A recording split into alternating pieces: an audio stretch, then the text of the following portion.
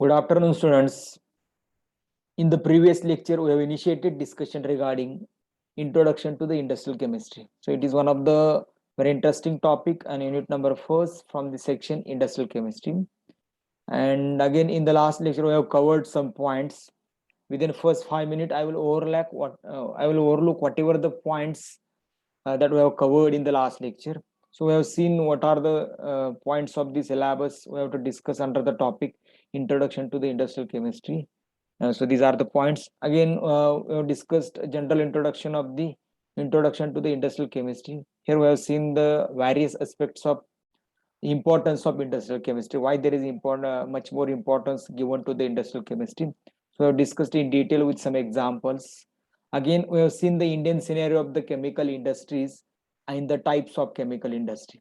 So in case of the Indian scenario of chemical industries, we have seen the various types of the data. And we have seen as compared to the world, where is Indian chemical industry, and these we have discussed with the proof of some data. Again, we have seen that there are 80,000 commercial products formed in the India, and various types of the industries forms these 80,000 types of the commercial products. And we have seen the different types of the industries, chemical industries, that is bulk, specialty, agrochemical, petrochemicals, and so on. Various types of the industries we have discussed in detail.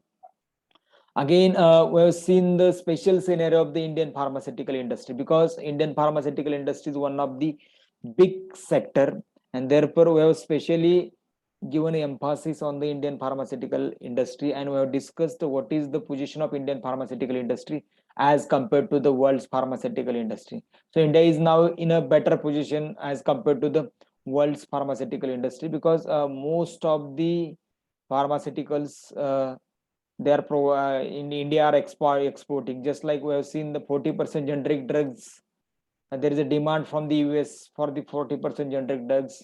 Again, there is a demand around 25% demand from the India by the UK. So all these data we have discussed in detail in the last lecture. Again, we have seen the basic requirements of the chemical industries. So we know that the basic requirement of any chemical industry is the raw material. So therefore, we have discussed what is the meaning of raw material. It is generally feedstock or unprocessed material. Then we have seen the types of the raw materials. So in the types of the raw materials, basically there are three types of the raw materials. That is the plant-based raw material, animal-based raw material, and the mining-based raw material.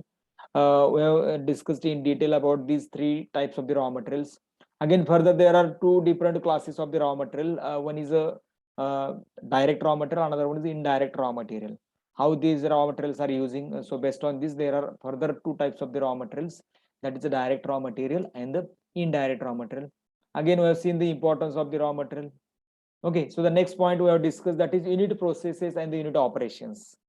As I told you, these are the two different what we can say, that two different phenomena which are generally carry out in the any type of the chemical industry, that is unit processes and the unit operations. तर unit process म्हणजे काय ते पण आपण discuss केलं. Unit operation म्हणजे काय ते पण डिस्कस केलं. तर जनरल युनिट प्रोसेस म्हणजे काय की when chemicals undergo chemical changes on the commercial scale, then it is called as unit processes. And when chemicals undergo physical changes on the commercial processes, then it is called as unit operations. We have seen the various types of the unit processes.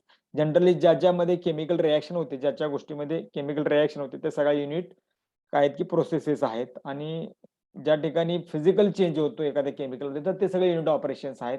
So these are the unit operations. This is the list of unit operation that we have discussed in the last lecture again. So again, we have seen the modes of the manufacturing, or it is also called as the types of the manufacturing processes. So basically, there are three types of the manufacturing processes. One is a batch process, another one is semi-batch process, and third one is a continuous process. The batch process मध्ये काय करतो आपण, reactants are fed to the reactor at the beginning of the process, and the products are removed when reaction is completed. म्हणजे याला आपण batch process म्हणतो. एकदा सगळं रिएक्टंट स्टार्टिंग मटेरियल रिएक्टर मध्ये टाकायचं आणि रिएक्शन कंप्लीट झाले का एकदा सगळं प्रोडक्ट काढून घ्यायचं. So this is the batch process. Again we have seen the semi batch process. So what is semi-batch process? In the semi-batch process, sometimes we are adding reactants periodically. or in another time or sometimes we can remove the product periodically. म्हणजे दोन्हीपैकी एक, दोन्ही simultaneously चालत नाही बघा. काही process अशा आहेत की ज्याच्यामध्ये एक प्रॉडक्ट हा कंटिन्युअसली थोडा थोडा थोडा काढून घेतला जाऊ शकतो आणि काही ठिकाणी रिॲक्टंट हे कंटिन्युअसली थोडे थोडे ऍड करतात, पण प्रोडक्ट हा एकदमच काढून घेतला जातो. या दोन्ही प्रकारच्या सेमी बॅच प्रोसेस असू शकतात. एक म्हणजे रिॲक्टंट कंटिन्युअसली ऍड करायचा आणि प्रोडक्ट एकदम काढून घ्यायचा, किंवा दुसरी म्हणजे काय की रिॲक्टंट सगळे एकदम ऍड करायचे आणि प्रोडक्ट थोडा थोडा थोडा ऍड म्हणजे काढून घ्यायचा. So these are the two different types of the semi batch processes. Again, we have seen the continuous flow process. So it is very simple one. There is a continuous fade of the starting material and continuously removal of the product. So therefore this process is a continuous one. Inlet पण चालू आहे आणि outlet पण चालू आहे, तर त्याला आपण जनरली काय म्हणतोय की continuous flow process असं म्हणतो. Okay, so these are the parts we have discussed, or these are the points we have discussed up till the last lecture. So in the today's lecture we are going to discuss to the next point of this topic. This is also very interesting, that is introduction to the various departments in industry. Basically students, after completion of your degree, that may be MSc or the BSc, most of students, they wanted to work in the pharmaceutical industry or in any chemical industry. Most of the students, okay, around 80% तुमच्यातले पकडूया, 20% आपण काय करतो की मग इतरत्र बाकीच्या ठिकाणी जॉबसाठी आपण ट्राय करतो. पण मोस्टली आपण आपला जो सोर्स आहे अर्निंग सोर्स, किंवा आपण काय म्हणू शकतो की mostly where we will get absorb or mostly where we will get higher. So basically in the chemical industry or in the pharmaceutical industry. आता केमिकल इंडस्ट्री म्हणजे सगळ्याच वरती जे मी लिस्ट दाखवलेली आहे, सगळ्या प्रकारच्या केमिकल इंडस्ट्रीज मध्ये आपल्याला हायर केलं जाऊ शकतं, because chemistry people have that ability to hire in all these chemical industries. त्या सगळ्या केमिकल इंडस्ट्रीमध्ये आपण हायर होऊ शकतो, एवढी आपल्याकडे ॲबिलिटी असते, तेवढं आपल्याकडे नॉलेज असतं. ठीक आहे. तर आता हे जी इंडस्ट्री आहे, तर इंडस्ट्रीमध्ये कुठल्या कुठल्या प्रकारचे वेगवेगळे डिपार्टमेंट असतात. आता अर्थात एमएसएल गेल्यानंतर तुम्हाला हे सगळे जे डिपार्टमेंट आहेत त्याच्यामध्ये काही डिपार्टमेंट थोडंसं डिटेलमध्ये बघणार आहे आपण. पण या लेवलला बीएससीच्या लेवलला फक्त आपल्याला इंट्रोडक्टरी प्रत्येक डिपार्टमेंटची ओळख करून घ्यायची, की काय आहे क्वालिटी कंट्रोल डिपार्टमेंट, किंवा कुठले कुठले डिपार्टमेंट इंडस्ट्रीमध्ये असतात, तर त्याची थोडक्यात ओळख करून घ्यायची. काही ह्याच्या व्यतिरिक्त पण भरपूर डिपार्टमेंट आहेत, पण काही डिपार्टमेंट जे टेक्निकलच्या रिलेटेड आहेत, टेक्निकल रिलेटेड, तर तेच डिपार्टमेंट मी इथं हायलाईट केलेत. कारण इंडस्ट्रीमध्ये मग खूप सारे डिपार्टमेंट आहेत, फायनान्स वगैरे हे पण आहे, HR पण आहे. मी इथं घेतलेलं नाही ते HR फायनान्स, का तर this is not our part, कारण आपण टेक्निकल पर्सन आहे. So we are relating with the technical department. फक्त मी काय केलंय की introduction to the various department in industry, याच्यामध्ये मी फक्त टेक्निकल डिपार्टमेंट हायलाइट केलेत. लक्षात घ्या, फक्त टेक्निकल डिपार्टमेंट. याच्यामध्ये HR नाहीये, किंवा ह्युमन रिसोर्स डिपार्टमेंट नाही, किंवा फायनान्स डिपार्टमेंट नाहीये, किंवा बाकीचे कुठले म्हणजे स्टोअर वगैरे असे बरेचसे वेगवेगळे डिपार्टमेंट आहेत. तर हे डिपार्टमेंट मी याच्यामध्ये कन्सिडर केलेले नाहीयेत. फक्त मी टेक्निकल डिपार्टमेंट हायलाइट करतोय. Remember once again, I am just highlighting only the technical departments. Okay. So first department that is also very important department in the any chemical industry, that is quality control. तर quality control department काय असतो general? आता simple आहे, आपली laboratory जी आहे की आपली, ती म्हणजे क्वालिटी कंट्रोल डिपार्टमेंट. म्हणजेच काय की quality control department holds the various types of the instruments, machines, and these instruments and machines, or that instruments and machines are used for the analysis. Okay, म्हणजे थोडक्यामध्ये काय म्हणू शकतो की क्वालिटी कंट्रोल डिपार्टमेंट म्हणजे हे काय आहे, यांचं काम काय आहे की to collect the samples from the various sampling points in the production department and analyze these samples as per the specifications. Specification नुसार ते सॅम्पल अनालाइज करायचं, त्याला आपण काय म्हणतो क्वालिटी कंट्रोल डिपार्टमेंट. ठीक आहे. तर लॅब टेस्टिंग जे आहे सॅम्पलची केलेली, तर ते मग काय होतं की मग त्याचा डेटा जो आहे तो डेटा प्रोडक्शन डिपार्टमेंट आणि क्वालिटी अश्युरन्स डिपार्टमेंटला ते प्रोव्हाइड करतात. तर सिंपल आहे, क्वालिटी कंट्रोल डिपार्टमेंट काय की इट इज टेस्टिंग डिपार्टमेंट असं म्हणूया आपण, where there is a testing of the various types of the samples, raw materials, finished products, intermediates, standard, सगळ्या गोष्टीचं तिथे अनालिसिस होतं. सगळ्या म्हणजे सगळ्या, म्हणजे अगदी इंडस्ट्रीमध्ये सुरुवातीला वापरणारं जे रॉ मटेरियल आहे, अगदी वॉटर पासून सगळ्या प्रकारचं टेस्टिंग तिथे केलं जातं. फायनल प्रोडक्टचे टेस्टिंग केलं जातं, फिनिश्ड प्रोडक्टचे टेस्टिंग केले जातात, इंटरमिडिएट जे प्रोडक्ट आहेत त्याचे पण टेस्टिंग केले जातात. तर हे सगळं टेस्टिंग करायचं काम जे आहे ना, ते क्वालिटी कंट्रोल डिपार्टमेंटमध्ये चालतं. ठीक आहे. So this is in general in short information. याच्या व्यतिरिक्त आपण अजून टेक्निकली जर क्वालिटी कंट्रोलकडे जायला गेलो, मग ते कसं करतात, काय करतात, so there are various things. ह्याच्यातला काही पार्ट तुम्हाला एमएससी ला थोडासा आहे, डिटेलमध्ये आपण शिकणार आहे. फक्त ओळख करून घ्यायची तुम्हाला. त्याच्यानंतर next point that is the quality assurance, sorry production बघूया आपण, त्याच्यानंतर क्वालिटी अश्युरन्स बघूया. ठीक आहे. तर पुढचं डिपार्टमेंट आहे ते प्रोडक्शन. याच्यामध्ये पण काही फार वेगळी गोष्ट नाही. It is one of the crucial department of any industry. कुठल्याही, नॉट ओन्ली केमिकल इंडस्ट्री, कुठल्याही इंडस्ट्रीचं क्रुशियल डिपार्टमेंट आहे, खूप इम्पॉर्टंट डिपार्टमेंट आहे. का हो? तर production itself indicates that there is a manufacturing of the product. तर लार्ज स्केलवरती प्रोडक्ट मॅन्युफॅक्चरिंग करायचं काम कोण करतं? हे प्रोडक्शन डिपार्टमेंट करतं. आणि मग हे अकॉर्डिंग टू द प्रोसिजर असतं, बरोबर आहे. म्हणजे अकॉर्डिंग टू द काय म्हणू शकतो की design, according to the procedure, generally production department manufacture the products on the large scale. ठीक आहे. आणि इथं मग जनरली मग वेगवेगळे मोठे मोठे रिॲक्टर्स, त्याच्यानंतर मग काय असेल की वेगवेगळे मशीन्स, त्याच्यानंतर वेगवेगळ्या प्रकारचे तुम्हाला तिथं काय असेल वॉल्स वगैरे सगळ्या गोष्टी तुम्हाला तिथं बघायला मिळेल. सगळं बल्क क्वांटिटीवरती असेल, म्हणजे बल्क क्वांटिटीवरती फिल्टर असेल, बल्क क्वांटिटीवरती सेंट्रीफ्यूज असेल, सगळ्या गोष्टी ह्या ज्या आहेत, म्हणजे जे आपण लॅबोरेटरी स्केलवरती फनेल वापरतो, फिल्टर पेपर वापरतो, हे सिंपल सिंपल जे करतो ना, हे सगळं प्रोडक्शन मध्ये लार्ज स्केलवरती असणार आहे. फक्त फनेल म्हणजे असा फनेल नसेल लार्ज स्केलवरती, तर तिथं सेंट्रीफ्यूज असतो की ज्याच्या सहाय्याने आपण काय करू शकतो की फिल्टर करू शकतो. ठीक आहे. प्रोडक्शन डिपार्टमेंटचं काम काय? It is one of the crucial department of any industry and where the manufacturing of production on the large scale is undertaking. प्रोडक्टचं मॅन्युफॅक्चरिंग लार्ज स्केलवरती या डिपार्टमेंटमध्ये बेसिकली केलं जातं. ठीक आहे. फार आपल्याला एक्सपेक्टेड नाहीये, थोडं थोडं आपल्याला टच करत जायचं आहे इथं प्रत्येक डिपार्टमेंटला. त्याच्यानंतर पुढचं जे डिपार्टमेंट आहे ते म्हणजे क्वालिटी अश्युरन्स. तर क्वालिटी अश्युरन्स डिपार्टमेंट आता याच्या नावातच आहे बघा, क्वालिटीची खात्री करणारं डिपार्टमेंट, त्यालाच आपण क्वालिटी अश्युरन्स असं म्हणतो. तर हे जे डिपार्टमेंट आहे, हे डिपार्टमेंटचं काम काय बघा, हे डिपार्टमेंट ऍक्च्युअली अनालिसिस करत नाही.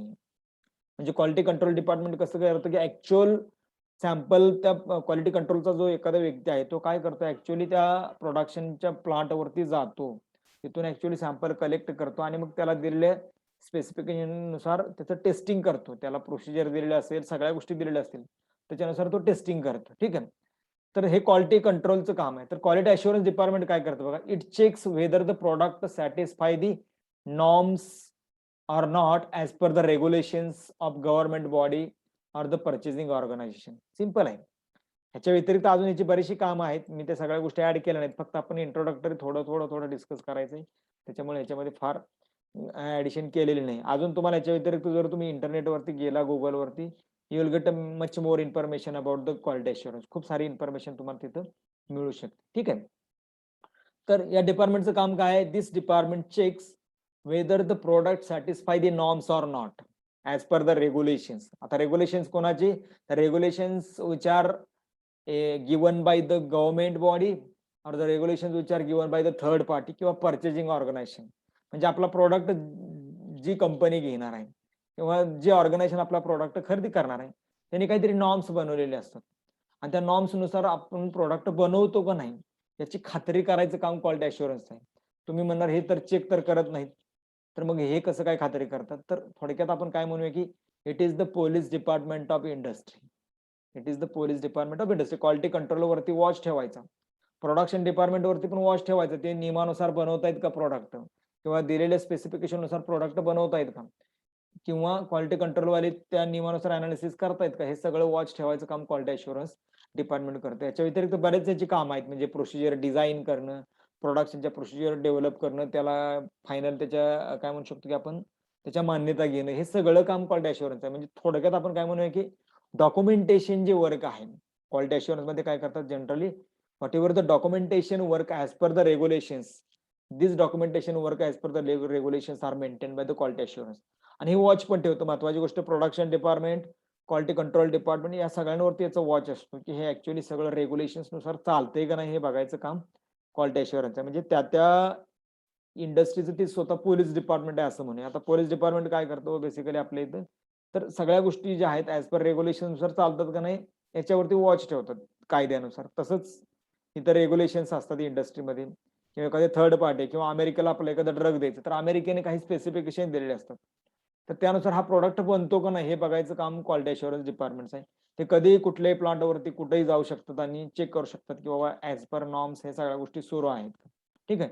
So you have a very good opportunity to work in quality assurance also, because one of my friend from the BSc, now he is working in the quality assurance department in the Dr. Reddy in Hyderabad मध्ये doctor रेड्डीला काम करते.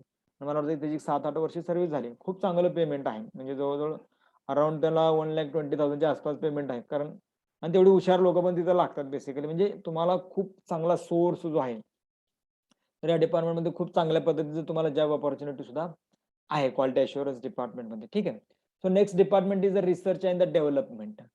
It is again the very interesting department. आणि ज्यांना research and डेव्हलपमेंटमध्ये जायचं आहे, R&D डिपार्टमेंटला जायचं आहे, तर त्यांच्यासाठी एक गोष्ट आहे की तुमचं टेक्निकल नॉलेज फार स्ट्रॉंग पाहिजे. म्हणजे तुम्हाला केमिस्ट्रीमध्ये रिसर्च करायचं आहे, तर तुम्हाला टेक्निकल नॉलेज केमिस्ट्रीचं खूप चांगलं पाहिजे. तुमचं अगदी बेसिक केमिस्ट्री, प्रॅक्टिकल केमिस्ट्री हे सगळं अगदी व्यवस्थित असायला पाहिजे. तरच तुम्हाला तिथं संधी मिळू शकते.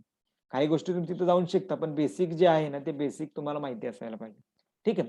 So research and development department काय करतं, तर this name itself indicates what happens in the research and the development department. Research आणि डेव्हलपमेंट डिपार्टमेंट मध्ये ऍक्च्युली काय काम असतं ना, हे याच्या नावामध्ये ह्या सगळ्या गोष्टी आहेत. ठीक आहे. तर रिसर्च अँड डेव्हलपमेंट मध्ये बघा, पहिलं काम काय की research on the developing of new chemical products that are more efficient and can enhance the quality of life. म्हणजे अगदी म्हणजे बघा, इंडस्ट्रीमध्ये प्रोडक्ट चालूच असतो, पण त्या प्रोडक्टमध्ये अजून इम्प्रूव्हमेंट काय करता येते का, अजून इफिशियंट तो प्रोडक्ट बनवता येतोय का, त्याच्यानं आपण लाईफ म्हणजे माणसाच्या आयुष्यामध्ये काही फरक पडतोय का, तर तशा पद्धतीचा म्हणजे काम ऍक्च्युली त्या रिसर्च डिपार्टमेंटला चालतं. Then research on the changes occurred in consumer demands and build products according to the variations analyzed. आता हे बघा, हे सिंपल दिले एकदम. Research on the changes occurred in the consumer demands म्हणजे फॉर एक्झाम्पल, आता माझ्याकडे हा मोबाईल आहे. त्याच्या अगोदर एक 5-7 वर्षापूर्वी असा मोबाईल होता का आपल्याकडे? नव्हता. म्हणजेच काय झालं की स्लोली लोकांची डिमांड वाढायला लागली. लोकांना म्हणजे सगळं ऑटोमॅटिक, सगळ्या गोष्टी डिजिटल, इथं स्क्रीन टच पाहिजे. पहिला बटनाचा मोबाईल होता. मग त्याच्यावरती तिथल्या रिसर्च टीमने रिसर्च केला आणि बटनाचा मोबाईल काढून टाकला आणि स्क्रीन टच मोबाईल केला. सुरुवातीला पण स्क्रीन टच मोबाईल होता, पण बरेचसे प्रॉब्लेम यायचे. लोक घ्यायचे नाहीत. लोकांना इच्छा असायची स्क्रीन टच मोबाईल, पण स्क्रीन खराब होते म्हणून स्क्रीन टच मोबाईल घ्यायचे नाहीत. पण आता सध्या आपल्याला स्क्रीन टच मोबाईलचा फार प्रॉब्लेम येताना दिसत नाही. म्हणजे बटन सगळे आपण ऑपरेट व्यवस्थित करू शकतो. म्हणजे हे डिमांड आहे कस्टमरची. आणि ह्या डिमांडनुसार जनरली जे काही चेंजेस होत आहेत किंवा जे काही कस्टमरच्या डिमांड आहेत, तर त्या कस्टमरच्या डिमांड फुलफिल करण्यासाठी पण रिसर्च इथं जनरली रिसर्च अँड डेव्हलपमेंट डिपार्टमेंटला होत असतो इंडस्ट्रीच्या. त्यानंतर research on the quantity of chemicals to be produced and sold in order to achieve economies of scale. हे पण एकदम सिंपल आहे बघा. म्हणजे बघा, इंडस्ट्री रिसर्च करते म्हणजे काय, म्हणजे थोडक्यात आपण काय म्हणतो की दान धर्म करायसाठी रिसर्च करत नाही. तर इंडस्ट्रीमधला रिसर्च जो आहे तो कसा चालतो, इकॉनॉमी बेसवरती चालतो. बरोबर आहे का? म्हणजे काय, cost advantage due to increase the production level. म्हणजे थोडक्यामध्ये काय की इंडस्ट्री एखादा प्रोडक्ट बनवते, तर ते समाजसेवा करण्यासाठी प्रोडक्ट बनवते. प्रोडक्ट विकत असताना इंडस्ट्रीला फायदा पण झाला पाहिजे. म्हणजे इकॉनॉमिकली इंडस्ट्री विचार करते. त्यामुळे इंडस्ट्री मध्ये कुठला रिसर्च चालू असतो, तर कमीत कमी किमतीमध्ये आपला आपला फायदा जो आहे, म्हणजे आपलं जे प्रॉफिट आहे, ते प्रॉफिट बाजूला काढून कमीत कमी किमतीमध्ये आपण एखादा प्रॉडक्ट कस्टमरला कसा देऊ शकेल, तर त्याच्यावरती पण ऍक्च्युअली इंडस्ट्रीमध्ये रिसर्च चालू असतो. आता बऱ्याचशा गोष्टी अशा आहेत की बनवलंय प्रॉडक्ट खूप चांगला आहे, पण त्याची किंमत कस्टमरला परवडतच नाही. तर customer will not buy these products का, तर दिस इज नॉट अफोर्डेबल. कारण कस्टमरला ते परवडत नाही, तर त्याच्यामुळे त्याची किंमत कमी करणं ह्याच्यावरती पण रिसर्च असतो. तुम्ही आता किंमत कशी कमी करणार, मग रॉ मटेरियल वेगवेगळे वापरून प्रोसेसमध्ये काय चेंजेस करता येतात का, हे बघितलं जातं. अशा बऱ्याच गोष्टी आहेत. R&D डिपार्टमेंटच्या बरोबर अजून मग प्रोसेस डेव्हलपमेंट, अनालिटिकल डेव्हलपमेंट हे 2 डिपार्टमेंट त्यांच्या बरोबर काम करतात. हे सगळे मिळून ऍक्च्युअली हे सगळं म्हणजे या सगळ्या गोष्टींवरती रिसर्च जो आहे तो बेसिकली सुरू असतो. Then the next job of the research and development is research on the current procedures and processes used for making chemicals to cut off the capital expenditure. ठीक आहे. म्हणजे तेच आता जे वरचं हा जो वरचा पॉईंट आणि हा पॉईंट सेमच आहे. म्हणजे एखादं केमिकल आहे ते ज्या प्रोसिजरनं आपण आता सध्या बनवतोय किंवा ज्या प्रोसेसनं बनवतोय, तर त्या प्रोसेसनं बनवत असताना त्याच्यात अजून थोडीशी किंमत कमी किमतीमध्ये बनवता येऊ शकतं का? किंवा कमीत कमी कॅपिटल कॉस्ट इन्व्हेस्टमेंट करून बनवता येऊ शकतं का? याच्यावरती पण रिसर्च असतो. म्हणजे फॉर एक्झाम्पल कॅपिटल कॉस्ट म्हणजे काय, की तो सगळा प्लांट उभा करायचा आहे तुम्हाला. तर तो सगळा प्लांट उभा करायचा म्हणजे जनरली काही तुम्हाला पैसे गुंतवावे लागतात. तर कमीत कमी पैसा म्हणजे समजा 50% जर तुम्ही पैसे कमी केले गुंतवायचे, म्हणजे सगळे रिएक्टर वगैरे हे बसवायला, तरी पण तुमचं किती मोठं सेव्हिंग होऊ शकतं. तर त्यावर पण रिसर्च होतो. तर अशा प्रकारचा research generally research and development डिपार्टमेंटमध्ये बेसिकली केला जातो. तर थोडक्यात काय की अजून दुसरी गोष्ट आहे की conserve and the minimize the amount of raw material. Raw material जे वापरतो ते कमीत कमी वापरता येतील, त्याचं कॉन्झर्वेशन म्हणजे चांगल्या पद्धतीने रॉ मटेरियलचं युटिलायझेशन कसं करता येईल, ह्या सगळ्या गोष्टींवरती रिसर्च चालू असतो. ठीक आहे, हे मी सांगितलं इंडस्ट्रियल रिसर्च, इंडस्ट्रीमध्ये चालू असणारा रिसर्च. आपल्याकडे जे रिसर्च इन्स्टिट्यूट गव्हर्नमेंटचे तिथं पण अशाच पद्धतीचा रिसर्च असतो, पण तिथं जास्त करून बेसिक केमिस्ट्री जे आहे, बेसिक कन्सेप्ट डेव्हलपमेंटवरती रिसर्च जास्त असतो. पण इंडस्ट्रियलचा रिसर्च जो असतो इंडस्ट्रीमध्ये, तर तो जो रिसर्च आहे ना, तो ऍक्च्युअली इकॉनॉमी ओरिएंटेड रिसर्च असतो. कस्टमर सॅटिस्फॅक्शन ओरिएंटेड रिसर्च असतो. कस्टमरला कमीत कमी किमतीमध्ये आपण कसं जास्तीत जास्त सॅटिस्फाय करू शकतो, कमीत कमी खर्चामध्ये एखादा प्रोडक्ट कसा बनवू शकतो. तर ह्या सगळ्यांच्या अँगलने ऍक्च्युअली काय केलं जातं, की basically research and development department जे आहे कुठल्याही इंडस्ट्रीचं ते काम करतं. ठीक आहे. त्याच्यानंतर पुढचा जो पॉईंट आहे तो म्हणजे प्रोसेस डेव्हलपमेंट, म्हणजे पुढचं डिपार्टमेंट इंडस्ट्रीमधलं ते म्हणजे प्रोसेस डेव्हलपमेंट. आता प्रोसेस डेव्हलपमेंटमध्ये केमिस्ट्रीच्या लोकांना फार संधी नाही आहे, नाही असं नाही, पण आपल्यापेक्षा इंजिनियर्स जास्त प्रिफर केलं जातं. कारण प्रोसेस डेव्हलपमेंटमध्ये डिझाईनमध्ये चेंजेस करायचे असतात. म्हणजे रिएक्टरचा डिझाईन असेल किंवा ती पूर्ण मॅन्युफॅक्चरिंग प्रोसेस आहे ना, त्याच्यामध्ये चेंजेस करायचे असतात. म्हणजे त्याच्यावरती रिसर्च चालतो प्रोसेस डेव्हलपमेंटमध्ये. म्हणजे रिसर्च अँड डेव्हलपमेंटमध्ये केमिस्ट्रीचा माणूस सहज जाऊ शकतो आतमध्ये, पण प्रोसेस डेव्हलपमेंटमध्ये एवढं इझिली जाऊ शकत नाही. एक्सपिरियन्स असेल तो प्रोडक्शन मधून पुढे जाऊ शकतो. त्याला प्रोडक्शनचा जर एक्सपिरियन्स असेल तर तो पुढे जाऊ शकतो. पण maximum engineers are prepared for this job.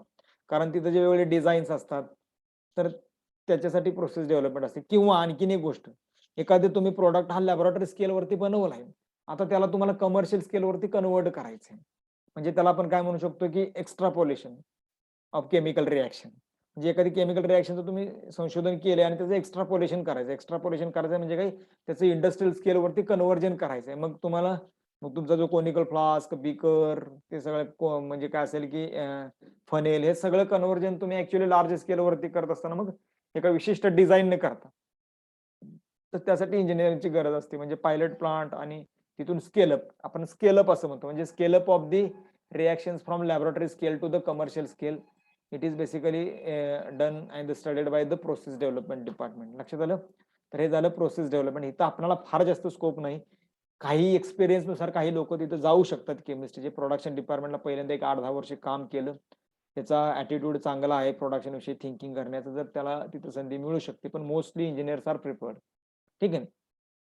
Then the analytical development department. Analytical development डिपार्टमेंटचं जर काम सांगायचं म्हणलं तर हे पण खूप सिम्पल आहे. तर फॉर एक्झाम्पल सांगतो, की तुम्ही लॅबोरेटरीमध्ये वेगवेगळ्या प्रोसिजर्स करता, बरोबर? म्हणजे तुम्ही काय म्हणतो, ग्रॅव्हिमेट्री केलंय, प्रिपरेशन केले, ऑर्गॅनिक स्पॉटिंग केलेलं आहे.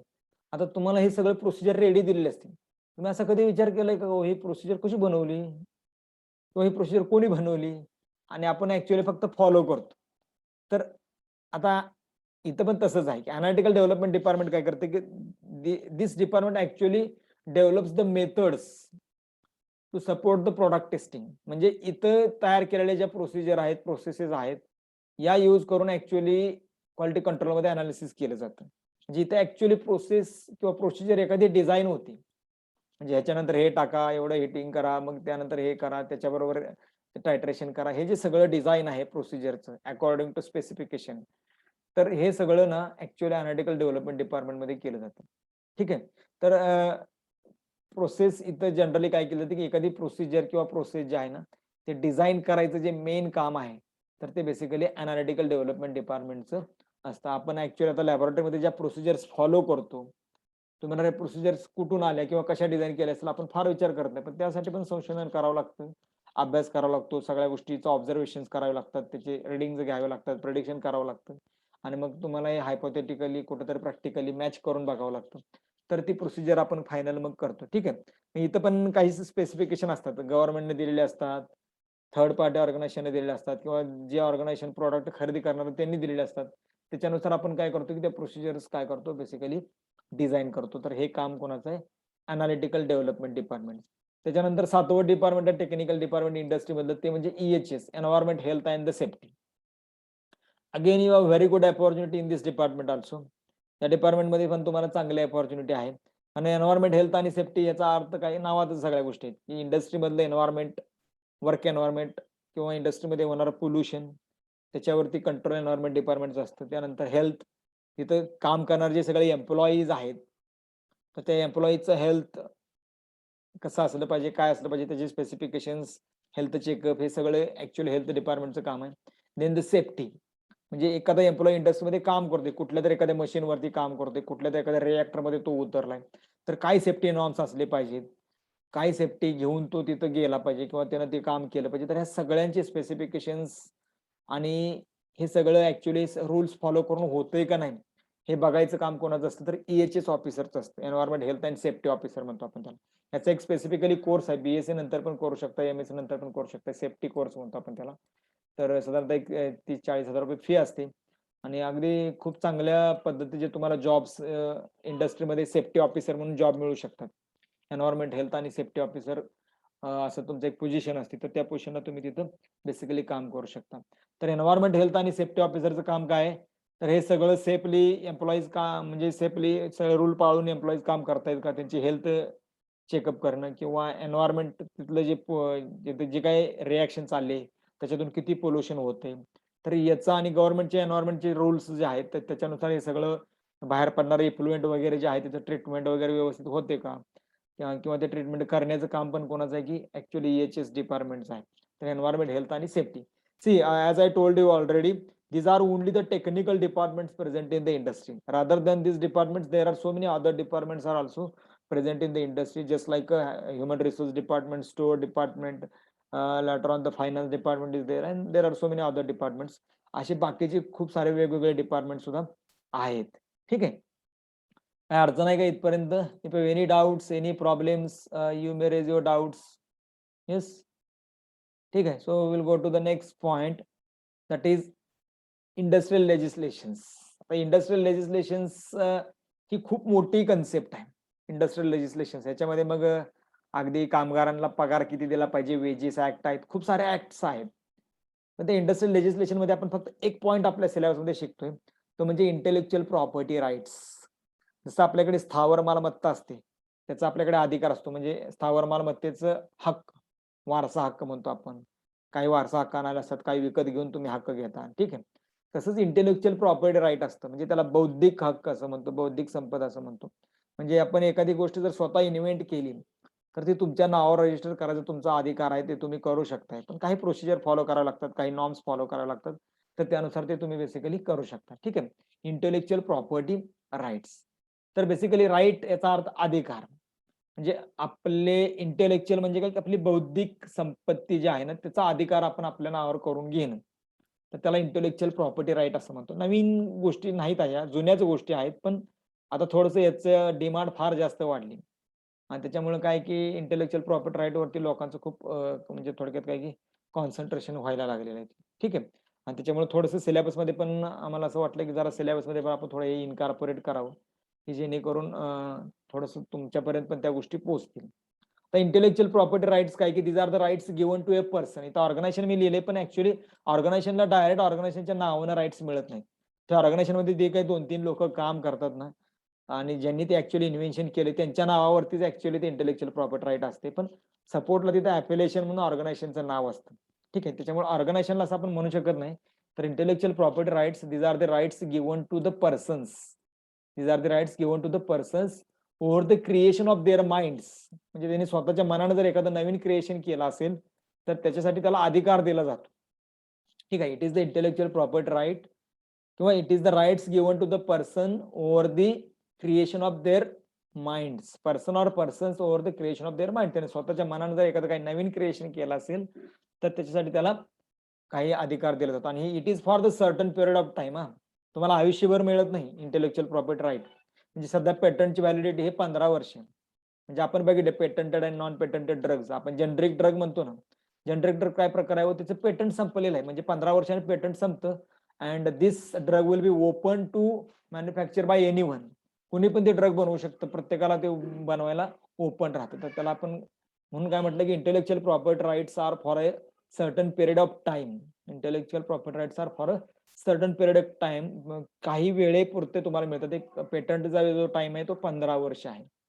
ठीक आहे, 15 वर्षानंतर तुमचं आपोआप पेटंट जे आहे ते ओपन होतं आणि ते पेटंट तुम्ही जे काही बनवलेलं आहे ते कुणालाही बनवायला परवानगी मिळते पूर्ण थ्रू आउट दी वर्ल्ड. आता तुम्ही कुठलं पेटंट घेतलं त्याच्यावर डिपेंड आहे. US पेटंट आहे, इंडियन पेटंट्स आहेत, ब्रिटनचं, युनायटेड स्टेट्सचं पेटंट, युनायटेड किंगडमचं पेटंट आहे. प्रत्येक वेगवेगळ्या देशांचे स्वतःचे पण असे पेटंट्स आहेत. ठीक आहे. आता आता हे पेटंट काय बघा, it is one type of the intellectual property right. पहिली गोष्ट, there are generally 4 types of the intellectual property right. काही ठिकाणी 7 पण आहेत, काही ठिकाणी 5 पण म्हटलेले आहे. पण आपण 4 महत्वाचे टाइप्स जे मला सुद्धा माहिती आहेत आणि जास्त करून वापरले जातात, तर ते 4 पेटंटचे टाइप्स आहेत, सॉरी इंटेलेक्चुअल प्रॉपर्टी राईट जे आहे त्याचे टाइप्स आहेत. There are 4 types of the intellectual property rights and the protections. आता तुम्ही म्हणाल इंटेलेक्चुअल प्रॉपर्टी राईट का दिला असेल हो? फॉर एक्झाम्पल, एखादा तुमच्यासारखा विद्यार्थी की ज्याला कोविडचं औषध सापडलं. आताची कंडिशन वेगळी आहे, त्याच्यामुळे आता पेटंट घ्यायला काही देशांनी थोडंसं म्हणजे दबाव आणला की पेटंट घेऊ नका, कारण हे सगळ्यांना ओपन टू ऑल करा. आता खरं तर पेटंट का घेतलं जातं, तर तुमचे राईट सिक्युअर करायसाठी घेतलं जातं. म्हणजे तुम्ही एखादं इन्व्हेन्शन केलंय आणि उद्या ते कोणी कॉपी करून त्यांना पैसा कमवू नये त्याच्यातून, किंवा त्यानं ते यूज करू नये तुमच्या परवानगीशिवाय. त्याच्यामुळे ते पेटंट घेतले जातात. आणि तुम्हाला जर त्यांनी परमिशन मागितली, तर तुम्ही त्यांना डिमांड करू शकता की बाबा मला एवढे एवढे पैसे हवेत, मला रॉयल्टी हवे, तर मी तुम्हाला माझं क्रिएशन जे आहे ते वापरायला देऊ शकतो. तुम्ही दे धक्का पिक्चर बघितला असेल. ते मकरंद अनासपुरेने एक पार्ट बनवलेला असतो गाडीचा कुठला तरी, ज्याच्यामध्ये ॲव्हरेज आणि इंजिन ॲव्हरेज जास्त पडतं आणि फ्युएलचं कन्झम्पशन कमी होतं, आणि त्यानं ते पेटंट केलेलं नसतं. पण त्याच्या मित्रानं त्याच्या नावानं पेटंट घेतलेलं असतं. म्हणजे मकरंद अनासपुरेच्या नावानं. आणि नंतर मग तो पार्ट एका गाडीला बसवला जातो आणि मग ती इंडस्ट्री विकत घेते तो पार्ट, आणि मग त्या मकरंद अनासपुरेला खूप मोठा पैसा मिळतो. हे जर म्हणजे त्यानं जर ते घेतलं नसतं, रजिस्टर केलं नसतं, तर ते असंच गेलं असतं. तर हा फायदा आहे पेटंटचा, सॉरी इंटेलेक्चुअल प्रॉपर्टी राईटचा. तर इंटेलेक्चुअल प्रॉपर्टी राईटमध्ये बेसिकली 4 प्रकारचे प्रॉपर्टी राईट येतात. एक म्हणजे पेटंट, त्यानंतर दुसरा जो आहे तो म्हणजे कॉपीराईट, तिसरा आहे ट्रेडमार्क आणि चौथा आहे ट्रेड सिक्रेट्स. काय सांगितलं मी? पेटंट, कॉपीराईट, ट्रेडमार्क्स आणि ट्रेड सिक्रेट्स. आपल्याकडे 5-6 मिनिटं राहिली, तर मला वाटतं अजून एखादं लेक्चर घ्यावं लागेल, कारण गडबड फार होईल. ठीक आहे, आज बघूया थोडंसं, आणि मग अजून एखादं उद्या किंवा परवा मी एखादं लेक्चर ऑर्गनाइज करतो. तिथं आपण राहिलेला टॉपिक जो आहे तो एंड करूया. आता पहिला जो इंटेलेक्चुअल प्रॉपर्टी राईट आहे तो म्हणजे patent. Very important intellectual property right. आणि patent it is a type of limited duration protection. It is a type of limited duration protection, म्हणजे काही काळापुरतं तुम्हाला पेटंट मिळतं. आता इंटेलेक्चुअल प्रॉपर्टी राईट पण वेगवेगळे आहेत, सगळेच लिमिटेड टाइमचे नाहीत. काहीला लॉंग लाईफ आहे, पण काही जे आहेत ना त्या लिमिटेड ड्युरेशन आहे. फॉर एक्झाम्पल पेटंट हे लिमिटेड ड्युरेशन प्रोटेक्शन ऍक्ट आहे. आणि बेसिकली पेटंट हे कशासाठी घेतलं जातं हे पण समजून घेणं खूप महत्वाचं आहे. प्रत्येक गोष्टीला पेटंट मिळत नाही. ओके. तर पेटंट हे कोणाला दिलं जातं, तर patent can be use to protect inventions. Patent can be use to protect inventions or the discoveries that are new, then non obvious and useful. म्हणजे नवीन आहे काहीतरी, वेगळं आहे काहीतरी आणि युजफुल आहे. अशा गोष्टीवरतीच पेटंट घेतलं जातं. फॉर एक्झाम्पल, एखादी नवीन प्रोसेस डिझाइन केली असेल, एखादं नवीन मशीन तुम्ही तयार केलं असेल, एखादं नवीन काहीतरी एखादं नवीन ऑब्जेक्ट बनवलेली असेल, किंवा एखादं नवीन मॉलिक्यूल जरी तुम्ही बनवला असेल, वेगळ्या पद्धतीने एखादा नवीन मॉलिक्यूल जरी केमिस्ट्रीमध्ये बनवला असेल आणि त्याची प्रोसेस जी आहे ती तुम्ही पहिल्यांदाच स्वतःच बनवली असेल, तर त्याचं पण तुम्ही पेटंट घेऊ शकताय. ठीक आहे. तर जनरली एकदा का पेटंट होल्डरनं, म्हणजे प्रॉपर्टी ओनरनं जर पेटंट एकदा घेतलं, तर मग त्याच्या नावावरती ते सगळे राईट्स जे आहेत ते सिक्युअर होतात. त्यानंतर मग जगात त्याच्या परमिशन शिवाय कुणीही ती गोष्ट वापरू शकत नाही. कुणीही वापरू शकत नाही. आता पेटंटमध्ये पण परत 3 प्रकारचे पेटंट्स आहेत. There are 3 types of the patents. एक म्हणजे युटिलिटी पेटंट, दुसरं म्हणजे डिझाइन पेटंट आणि तिसरं म्हणजे प्लांट पेटंट. ठीक आहे. तर युटिलिटी पेटंट जे आहे, it is one of the most common type of the patent that people sick. म्हणजे जास्त करून लोक पेटंट कुठलं घेतात, तर utility type of the patent घेतात. त्याच्यामध्ये काय पेटंट असतो?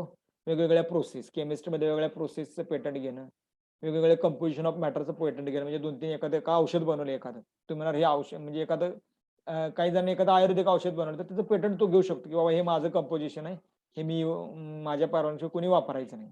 तर त्याचं पेटंट घेऊ शकतो. किंवा मशीनचं डिझाईनचं पेटंट असेल, मशीनचं पेटंट असेल, एखादी नवीन मशीन बनवली किंवा एखादी नवीन मॅन्युफॅक्चरिंग प्रोसेस बनवली, तर ह्या सगळ्या गोष्टींचं पेटंट जे आहे ना त्याला आपण युटिलिटी पेटंट असं म्हणतो. ठीक आहे. त्यानंतर डिझाइन पेटंट जे आहे, तर design patent it consist of visual ornamental characteristics. म्हणजेच काय की थोडक्यामध्ये काय की एखादं फॉर एक्झाम्पल काय म्हणू शकतो की आपण एखाद्या सोन्याचा एखादा दागिना बनवलाय, आणि त्याचं वेगळं एक असं स्पेसिफिक डिझाईन आहे. तर ते पेटंट म्हणजे काय ऍक्च्युअली डिझाईन पेटंट आहे, की जे दुसरं कोणी त्या प्रकारचं डिझाईन बनवू शकत नाही. कारण किंवा फॉर एक्झाम्पल एखादा ड्रेस आहे, एक वेगळ्या प्रकारचा ड्रेसचं डिझाइन आहे, तर ते त्याचं पेटंट घेणं, तर ते ऍक्च्युअली डिझाइन पेटंट आलं. किंवा पॅन्ट असेल एका वेगळ्या प्रकारची, किंवा तुमचं काय असेल शूज असेल, किंवा एनी टाइप ऑफ द केमिस्ट्रीच्या बाबतीमध्ये जर बोलायला गेलं तर एखादा मॉलिक्यूल बनवलाय तुम्ही आणि त्याचं एक म्हणजे एखादा नवीनच मॉलिक्यूल आहे, तो त्याच्यावर पण तुम्ही पेटंट घेऊ शकता. तर ते डिझाइन पेटंट मध्ये येतं. त्यानंतर प्लांट पेटंट. आता प्लांट पेटंट पण एक खूप इम्पॉर्टंट आहे बघा. प्लांट पेटंट ही एकदम जरा थोडीशी नवीन कन्सेप्ट आहे. आणि प्लांट पेटंट जनरली काय की these are only available for the plants that are new and the distinctive. नवीन आणि असं वेगळं प्लांट बनवलं असेल तर प्लांट पेटंट मिळतात. आता आता आणखीन एक गोष्ट लक्षात घ्या, की प्लांट पेटंट एखादा नवीन प्लांट शोधल्यावर मिळत नाही. नवीन प्लांट असेक्शुअली बनवावं लागतं तुम्हाला. असेक्शुअली म्हणजे काय, की कुठलं तर जुनं सीड घेतलंय, त्याला हायब्रिड म्हणजे जुनं सीड घेतले, किंवा आपण म्हणू शकतो, असं म्हणू शकतो, एखाद्या जंगलात लांब कुठेतरी गेलाय आणि त्याला अशी एखादी वनस्पती सापडली, की जी आतापर्यंत कोणीच रिपोर्ट केली नव्हती, आणि त्यानं ती जर वनस्पती रिपोर्ट केली, तर ते पेटंट होत नाही. Plant patent. तर प्लांट पेटंट मध्ये एक्सपेक्टेड कंडिशन काय, की a plant is asexually reproduced if it is reproduced by means of other than seeds. म्हणजे बियापासून बनवायचं नाही, किंवा ग्राफ्टिंग करून बनवायचं नाही, किंवा कटिंग करून बनवायचं नाही, तर ते सगळं प्लांट पेटंट मध्ये येत नाही. तुम्ही स्वतःहून काहीतरी वेगळं इन्व्हेन्शन करून एखादं प्लांट बनवले, पण त्याच्यात कुठेही सीडचा यूज केलेला नाही, कुठेही ग्राफ्टिंग केलेलं नाही, कुठेही कटिंग करून दुसऱ्या प्लांटची फांदी एका प्लांटला जोडली असं नाही, तर ते त्यानुसारच तुम्हाला प्लांट पेटंट घेता येतं. लक्षात आलं मी काय सांगतो, की प्लांट पेटंट हे कधी घेता येते, फक्त प्लांटच्या बाबतीमध्ये. पण ते पण प्लांट जे आहे ते असेक्शुअली प्रोड्यूस केलेलं असलं पाहिजे. ठीक आहे. कुठल्याही सीड्स पासून कटिंग किंवा ग्राफ्टिंग करून प्लांट पेटंट घेता येत नाही. Okay. So the remaining part will discuss in the next lecture, because we have less than 1 minute. उद्या परवा लेक्चर घेऊ आपण आणि तो टॉपिक संपवून टाकू. ठीक आहे. थँक्यू.